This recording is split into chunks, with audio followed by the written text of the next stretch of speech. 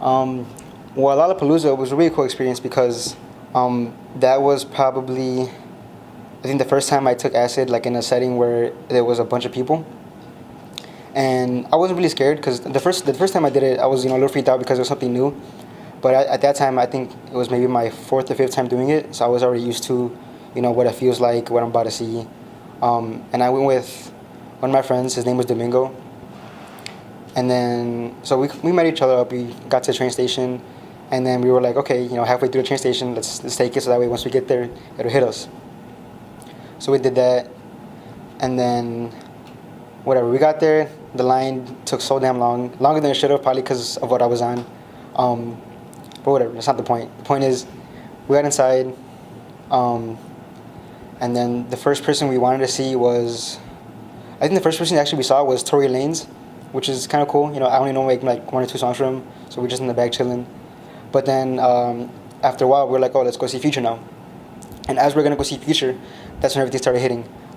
Everything just felt super weird. I felt like everyone like in the crowd knew like what I was doing, what I was on, even though they probably didn't. I just felt really like odd, but it was cool. Like, everyone was just like everyone had good vibes, And then so my friend and I, we start going to the middle, we start going to the front, and then the first song that we heard him say, or the first song we heard him sing was "Thought It Was a Drought."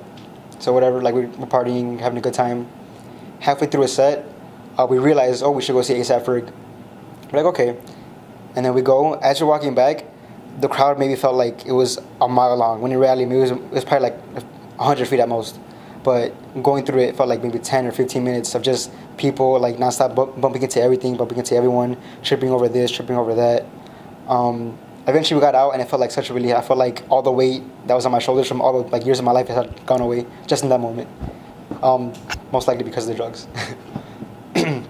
So then we go see Ferg, and that was a really cool experience for me because he played from songs from his album, which is Always Strive and Prosper. And the first time I heard the album, I was in my basement with my close friends, and we had all taken acid.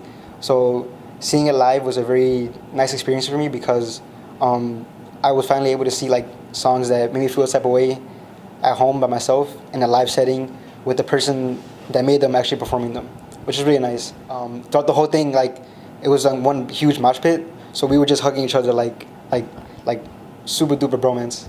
Like, oh, it was amazing. But everything was really sweaty. Everything was really like kind of smelled really bad. My shoes were. I brought my white Converse that day, and they were like brown by the time I got home. But that was really nice. Afterwards, we went to go see Martin Garrix, and that was a whole different experience in itself because Martin Garrix is a DJ, and his sets, at least the one I saw, it was beautiful. It was right after the sun went down, so it was really dark. He had like the fog machines going on, all the lights. I mean, I don't know. It was just like there was a bunch of green lights going over my head. Like I felt like after a while, like he was gonna cut my hair off because of how close they were. But it was just a really cool experience because everything like all the like the greens, the blues, and the red lights, they look so beautiful under the black sky of the city. And not only that, the skyline too was gorgeous because behind all the sets was everything that was on Roosevelt, all the cities, or all the buildings. I'm pretty sure people were also looking at at what we were doing, so all the lights were on, like in their own apartments, which added like even more of an effect to the lights that were like on the stage. And it was just, it was amazing. I wish I could go back, but I don't want to be that kind of person again.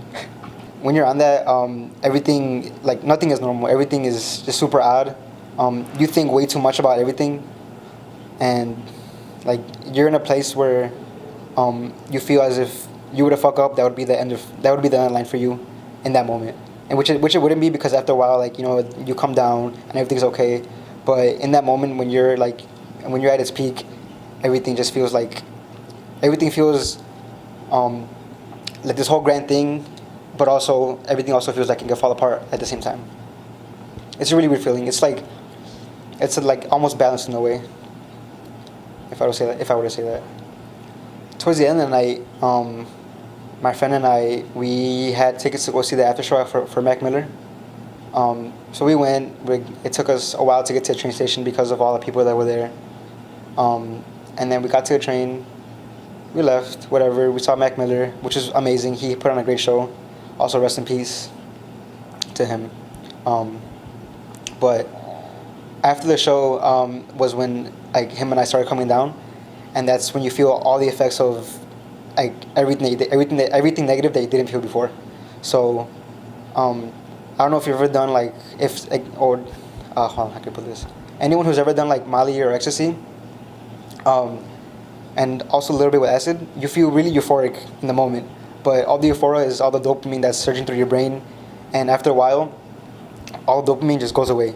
And for me, like the day afterwards, 2 days afterwards, it's really really depressing, because there's no dopamine left in your brain, so there's nothing you can feel happy about. Like the day after of Lollapalooza, I was just like lying in bed, moping around, not doing anything, and I wasn't in a bad mood or anything. I was just upset, like I was just upset and like in a bad mood for no reason, which is another reason why I wouldn't ever do it again, because of the after effects.